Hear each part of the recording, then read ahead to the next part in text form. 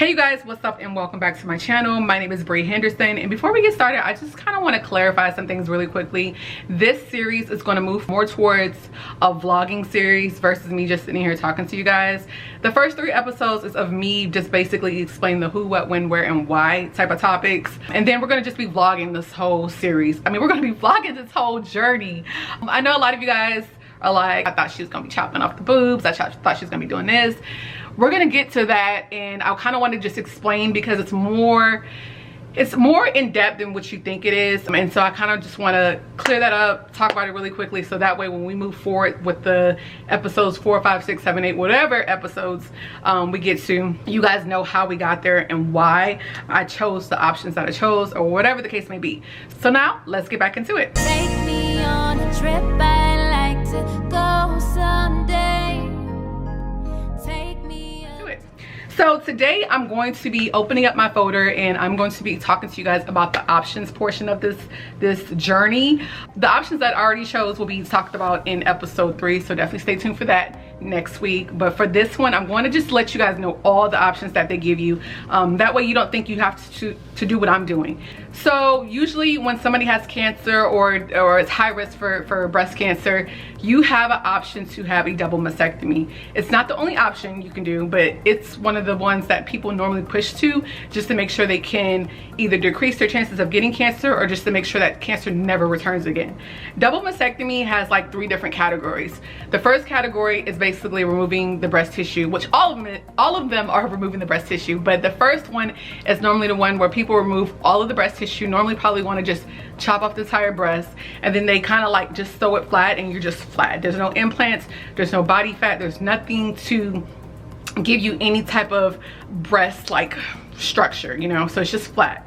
The second option is when you cut off the breast, okay, take all the breast tissue and have a nipple removed, but you still want a breast, so you still want some type of structure there, and basically they can take your stomach area as well as something from your back like a muscle or something, and they can basically reconstruct your breast into having a shape. You just won't have any nipples.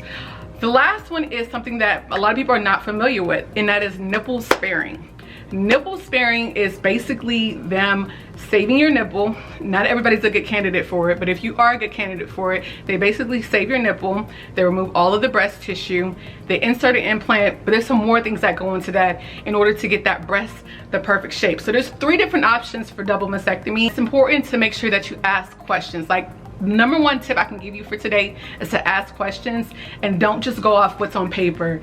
Do a lot of research, join groups on Facebook. There are tons of groups for all kinds of things. Of course, there's a group for BRCA girls. We have a sisterhood on there, and basically we are all sharing our journeys with each other. We're asking tons of questions just to get some clarification, and basically just being a huge support system. So definitely find you a group for whatever it is that you're doing in life on Facebook. This is not an ad, but I'm just telling you guys that having that support system who is outside of your family, who is going on a similar journey as you, can help out tremendously. So your second option is you can do your breast self-exam. So let's say for instance you don't get the double mastectomy, you can do just a self-exam, which I think every girl should be doing this monthly. I kind of do it almost like a bi-weekly thing. I'm just always feeling for something. Before I was even diagnosed with BRCA, making sure you know what your breasts feel like, and if something doesn't seem normal, you know, hey, that's a red flag. Let me get in touch with my physician to see what we can do to get this ball rolling in regards to making sure that it's nothing dangerous like cancer. Then you can do obviously your clinical breast exams every 6 to 12 months with your physician. Then there is something called the CA-125 test that measures the amount of protein in your blood, so they can detect if you have any type of cancer in your blood. So now we're gonna go ahead and jump into the ovarian portion of this. I know you guys are like, what? I was the same way when I took this whole genetic test, and the lady was like, look, you're high risk for breast cancer and you're high risk for ovarian cancer, and that just had my nerves all bad. Let's just talk about this really quickly. When you get ovarian cancer, it is extremely hard to detect because you don't have any pain and you can't feel it. Not like the breast. Like for our breasts, we can feel if there's a lump in there. But when it comes to our ovaries, we can't feel anything, to be honest with you. Let's just keep it 100. There's no way we can really feel it. A lot of times when women find out that they have some type of ovarian cancer, it's normally in the later stages, stage 3, stage 4. Having ovarian cancer is a big deal, and knowing that I'm high risk for that makes me just want to just remove it. And I'm blessed to be able to have kids, but at the same time I'm just thinking to myself like, nah nah, let's go ahead and just remove it. So if you don't want to do the surgical procedure, obviously there are some non-surgical procedures that you can have done. For one, you can do a blood test, which is the CA125. Basically it actually is just a quick blood test where they're looking for that particular protein in your blood. I'm not really too familiar with it, but I do know that that's something they can do. Another thing is having oral contraceptives. I know you guys are gonna be like, what, birth control?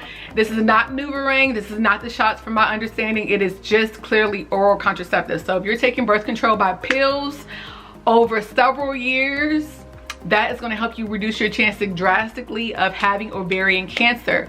I am somebody who was on oral contraceptives when I was like 17, 18, and 19, and I was terrible at taking it. I was terrible at remembering to take it, and so I just quit taking it altogether, obviously. But if you're somebody who is really good at taking it and you've been taking it for all these years, fist pump, boop.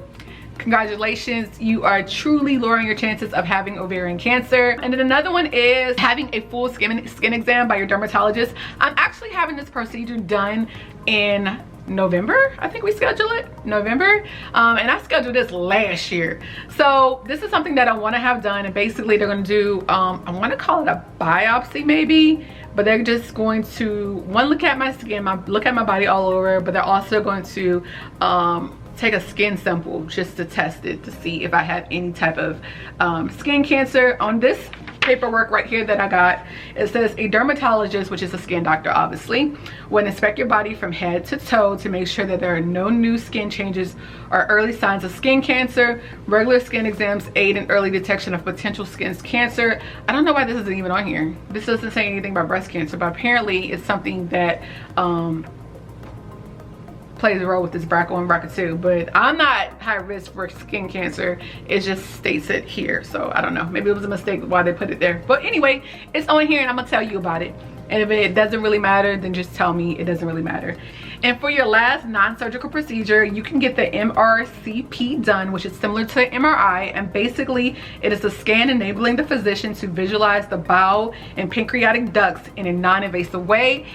And for those individuals, because like if you're a man, you know, more than likely you are going to be high risk for pancreatic cancer, but for me personally, I'm not high risk for it. But if you are, you do have an option to have the MRCP done.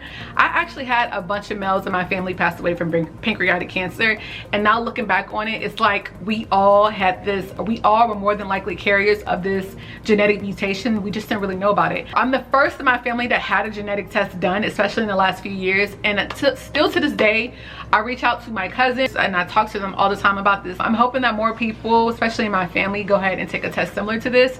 That way they know their chances of if they're high risk or not, and if you're not, you know, you can move on with your life. But if you do carry that mutated gene and you are high risk, you have options, not just surgical ones, non-surgical ones as well. So that is it for today's video. Thank you so much for watching. Do not forget to rate, subscribe, and comment, and I will see you in next week's video. Take me on a trip.